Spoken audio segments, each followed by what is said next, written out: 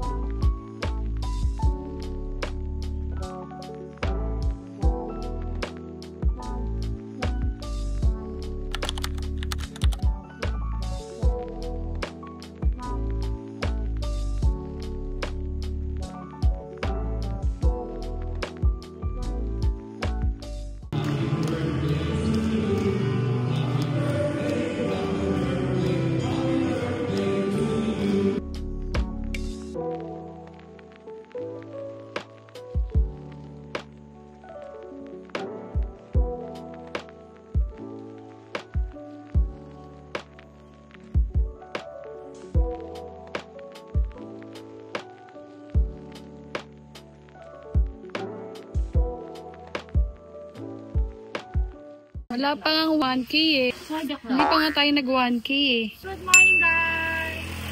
Sa namin ko makinig sa Casa Milay para sa 63rd birthday ni Bishop Gaang. Ngayon, nandito kami sa Greenview para maglakad at para hanapin si Muningning! Di ba kaya ngayon naiwan na isang langit niya black wood? Yes. Kaso, nasagasaan. Hello guys! Sa Visayas Avenue kami. Street ng Greenview. Nakatira yung isang magnanakaw Isa pa. Hello guys! Andito kami sa Visayas Avenue. Street Avenue to. Visayas Avenue. Street to ma. No. Sayin natin mamaya. Street nga yan kaya nakaganyan siya. Okay, Visayas Avenue Street. Ay!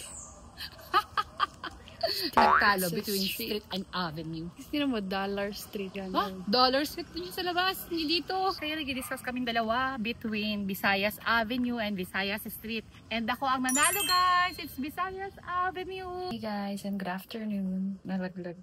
Today is September 30. It's the last day of the month. Wait lang guys.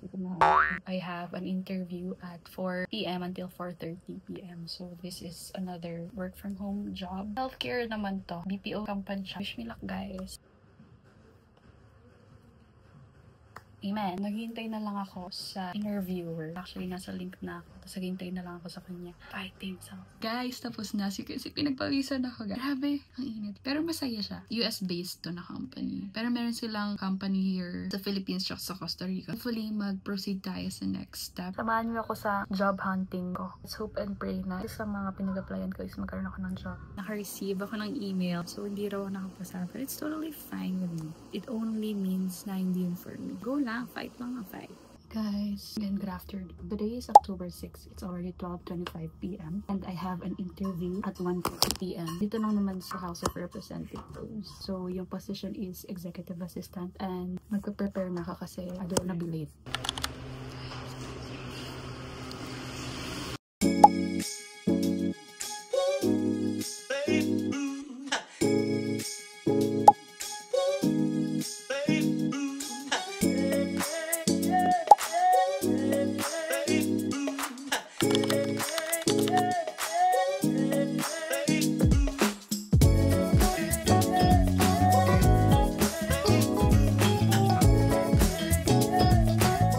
Guys, and good afternoon. Today is October 17. It's already 12:05 p.m. Medyo late na tayo magtuturok ngayon kasi ngayon lang ako nakakuha ng gamot. And ayan, naka-ready na yung ice ko. Then itong injection din. Maglalagay na ako muna ng ice dito sa area na tuturukan, which is dito naman sa side. Kasi last time, sa right side, lagyan na natin ng ice para mag-numb ng konti and hindi natin maramdaman yung injection. Basta mamulala lang yung area kung saan ko nilagay yung ice pack. Meron akong 5 vials. Ang turo ko kasi nga, diba, 1 injection per month. Last time, nung nagpunta ako kay Doc, nung na-check niya yung mga result ng lab test ko, okay naman. Babalik na ako kay Doc mga December December this year or January next year na. Halimbawa, mag-okay talaga or mag-work na talaga sa akin yung scafo. Gagawin namin 1 injection for 2 months. So hopefully, mag-work yun. Chinika ko lang sa inyo para at least updated rin kayo sa nangyayari sa aking health. Medyo nag-worry lang ako ngayong araw kasi today is my second day ng period. Probably, magkaka-bruise, dead man na. Isa naman di tayo magturok, diba? Tapos, gagamit lang tayo ng alcohol. And of course, dito sponsored guys pero baka naman Watsons. Tsaka cotton rounds. Para linisan yung area kung saan ako mag-i-inject. Kuha na ako ng alcohol. Nakakuha na rin ako ng cotton. And then, lagay ko na dito sa area ng aking injectionan. Patuyuin lang natin. I'm ready na guys. Ito yung ginagawa ko guys. Since meron ditong arrow, so pag ganito siya. So, ayan. Okay na guys. Na-open ko na siya. 1, 2, 3, go. Ayan, naririnig niyo yung tunog.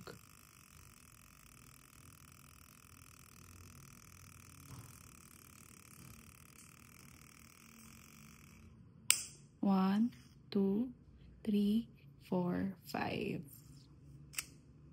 There you go guys. Ayan yung mark niya. Tapos na tayo guys. Magturok. Of course guys, always ninyong i-make sure na itatapon nyo to ng naka-plastic or naka-paper bag kasi may chemical to inside. Tapon ko muna to ha. Bye-bye. Looking for a job. Sa job street ako naghahanap ng trabaho. The type of job that I'm actually looking for is basically connected on my former jobs, which is admin. Kumbaga office staff. Dito ako naghahanap ng trabaho guys. Tapos lahat ng hinahanap ko, work from home man, dapat malapit lang sa amin. Marami ka namang mahanap dito ng mga jobs. Pipili ka na lang. For the past 6 months, guys, ito lang pinagagawa ko. Nag-a-apply ako ng trabaho. Kasi up until na wala pa rin akong job. I'm actually trying, guys, don't worry. Nag-a-apply pa rin talaga ako kasi as much as possible, ayoko nang nakatenga lang ako. Feeling ko kasi I'm the type of person na ginagawa ko sa buhay. Ito yung ginagawa ko tayo everyday to. Like, kaalat ako mga 1 hour para mag-apply.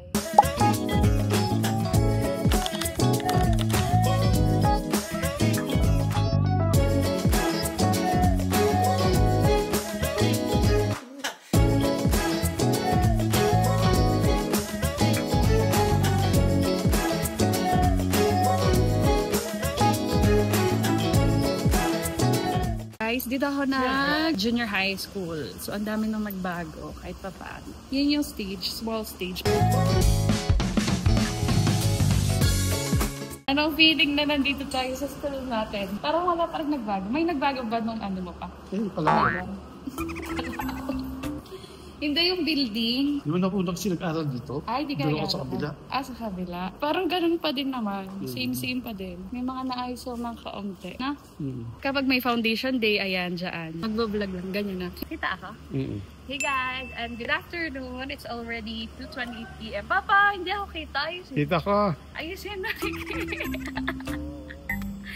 Ay, hindi ka pala dala yung mic ko, kainis. Anyways. Ay, nangahawakan ko. Akin na. Baka mawala eh. Sige. Sige. Ayusin mo yan. Hi guys! We're here at Flora Ilagan High School. Dito kami to support my mom's friend. Ito natin kasi mag-run siya ng officers dito. Tutor namin kayo dito ni Papa. Kasama ko si Papa. Siya ang aking cameraman. Hi ka dito. Hindi dito sa kabila yan.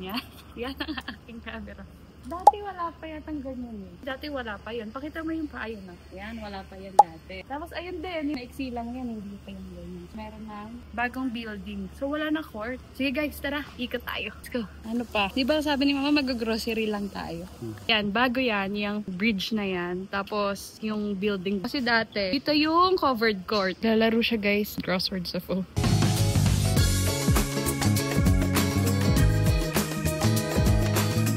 Hello guys, nandito kami sa Flora Ilagan High School.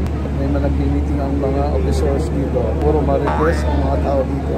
Pinag-uusapan nila ang tungkol sa mga budget ng school. Magkano magagastos. Bibiro sila ng CCTV. Nahiya na yung vlogger. Ito, smile lang kami. Okay na. Guys, we're going home now. Kapalitan ko na ngayon screen protector. Ang pangit eh. Bye guys, I'll see you at home. Hey guys, and good afternoon. Today is October 19. It's already 4:49 p.m. and mag-aayos ako ng hair and mag-makeup din ako kasi may attendan ako na birthday. Kasama ko kayo sa ganap ko tonight. Nakabihis naman ako. Naka-dress ako ng black kasi yung theme is black and yellow. So for now, I'll just prep. Ito yung nilalagay ko muna. Biore UV Face Milk. It has SPF 50+. Nalagay ko lang muna siya dito. Parang ito yung nagsisilbing primer ko. I use my hands to put it all over my face and even sa neck para pantay. Naglalagay pa lang muna ako ng Vaseline sa lips para mamaya plump siya. Tapos moisturize. Third step guys, yan, naglalagay ako nito whitening moisture foundation with SPF 50. Naglalagay lang ako dito. Tapos, ito yung sponge ko. Nadump-dump ko muna siya dito. Para may coverage ng lahat ng area. Tapos na ako maglagay ng foundation. Next, guys, is kilay. Ito yung pang kilay ko na ginagamit. Actually, eyeliner to. Tapos ginagamit ko na rin siya sa eyebrows ko and then eyeliner. Ito yung brush ko. Brush ko muna siya, guys. Make sure ko guys na medyo darkish dito sa bandang dulo para plakado yung kilay. Pagdating dito sa gitna or front, medyo manipis-nipis na lang. Pang fifth step na guys is my eyes. Hindi ko pa alam yung gagawin kong look for my eyes, pero most of the time, I just make it simple. Ito pala yung ginagamit ko for my eyes. Dream Chaser Quad Eyeshadow Palette from Bare and Bliss. The shade is Coral Cloud. Itsura niya guys. Ito yung base ko guys. Ito yung ginamit ko, yung pinaka-light shade. Brush man natin para hindi siya harsh sa eyes. Balikan ko na lang kayo siguro mamaya once I finish doing this. There you go guys. Si eyes pa sa face. Papabango na lang ako and then I'm good to go. See you na lang dun sa event. Bye!